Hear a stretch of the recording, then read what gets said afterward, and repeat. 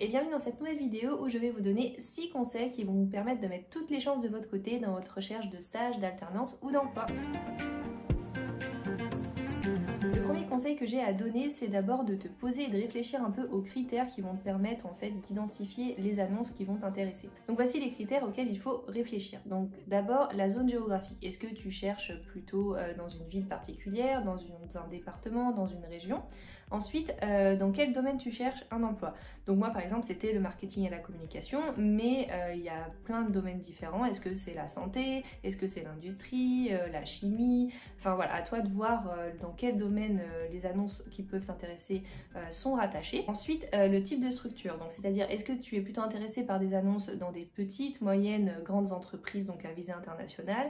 Est-ce que tu es plutôt intéressé par des associations ou plutôt pour travailler dans des établissements publics, donc comme les universités ou les lycées, ou même dans des collectivités, donc par exemple les mairies, les départements ou les régions. Aussi, il faut réfléchir au type de contrat que tu recherches, donc est-ce que c'est plutôt un stage, une alternance, un CDD, un CDI, de l'intérim ou même des missions freelance, donc pareil ce sera un filtre que tu pourras utiliser dans les moteurs de recherche. Dernier critère auquel il faut un peu réfléchir, pour moi ce sont les mots-clés supplémentaires. Donc en fait ce sont des mots-clés qui vont se rapprocher de tes domaines.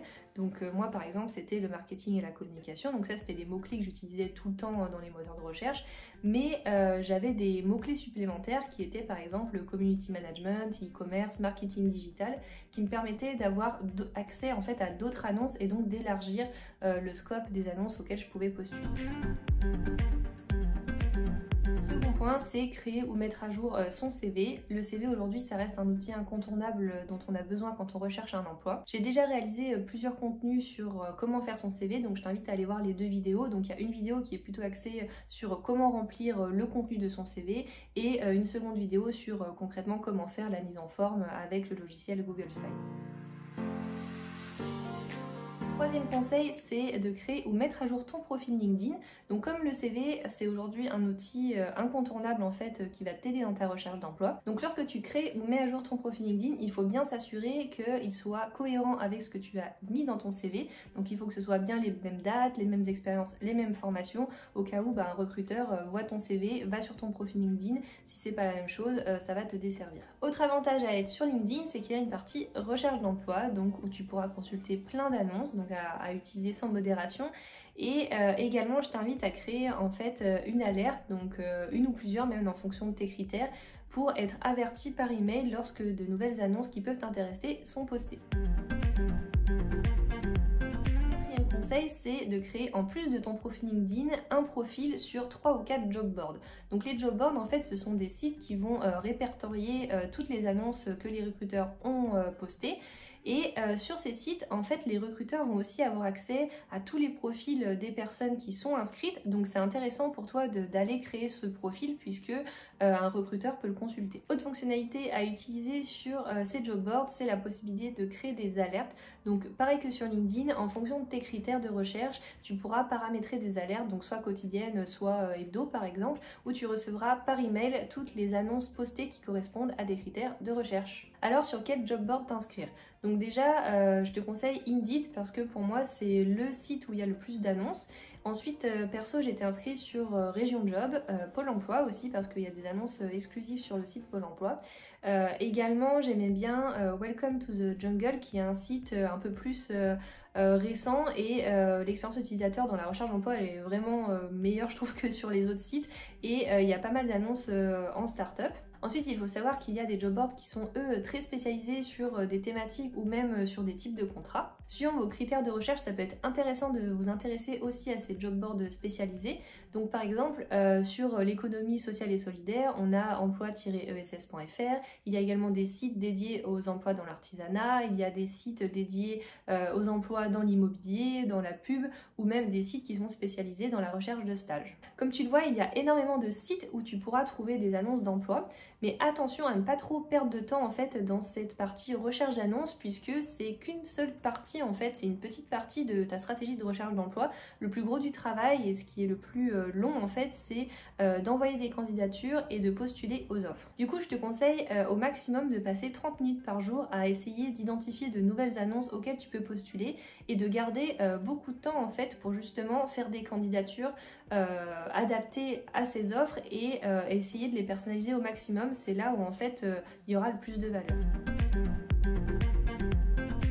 Conseil, c'est qu'il faut absolument que tu crées un fichier de suivi, puisqu'en fait quand tu recherches un stage, une alternance, un emploi, la période de recherche elle peut être assez longue, tu peux envoyer des dizaines voire parfois des centaines de candidatures et il faut avoir un moyen de pouvoir suivre tout ça et de suivre ton avancement. Donc là j'ai deux outils à te conseiller, soit tu peux créer un tableau sur Excel ou l'équivalent Google Sheets, donc pour te faire un tableau de suivi, soit tu peux également utiliser l'outil Mémo de Pôle emploi qui est un peu plus visuel et que je pense qui est un peu plus simple à utiliser. Il ne faut pas sous-estimer l'importance d'avoir une bonne organisation et un bon fichier de suivi dans sa recherche d'emploi, parce qu'en fait donc la recherche d'emploi déjà elle peut s'étaler sur une période assez longue et donc on peut faire beaucoup de candidatures, mais surtout alors moi quelque chose qui m'est arrivé c'est qu'en fait j'avais fait une candidature sur une offre et j'ai été rappelée 3 semaines plus tard par une personne des RH, sauf que l'annonce n'était plus présente sur internet, donc je me suis retrouvée à préparer l'entretien avec mes souvenirs vagues de l'annonce.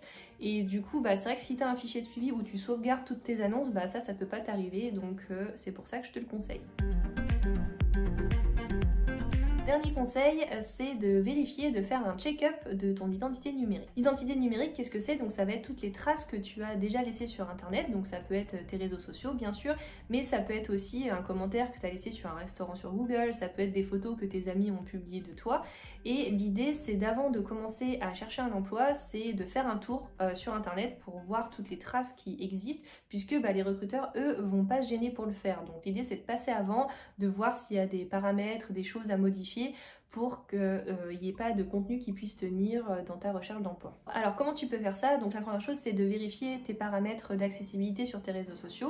Donc est-ce que le contenu il est accessible à tout le monde ou est-ce que il est restreint? Donc là à toi de voir en fait le type de contenu que tu publies. Est-ce que tu penses que ça peut avoir un effet négatif ou positif sur ta recherche d'emploi? Donc à modifier les paramètres ou à supprimer certaines choses en fonction. Seconde action que tu peux faire c'est tout simplement taper ton prénom et ton nom dans le moteur de recherche Google, donc là de voir les liens qui ressortent. Donc si tu as créé ton profil LinkedIn, j'espère que celui-ci ressort en premier, mais aussi bien vérifier la partie Google Images, puisque des fois il y a des choses qui sortent et donc là pareil aller faire le tri, supprimer certaines choses ou modifier des paramètres d'accessibilité si c'est nécessaire. Ton adresse email fait également partie de ton identité numérique, donc là l'idée c'est de vérifier qu'elle soit bien professionnelle, c'est-à-dire que tu sois identifiable par cette adresse mail, donc que ce soit prénom.nom ou première lettre de ton prénom.nom. Il faut éviter les surnoms et éviter les choses trop personnelles qui n'ont pas forcément leur place dans une recherche d'emploi. Dernier petit conseil, c'est de vérifier le message d'accueil sur ton téléphone, puisque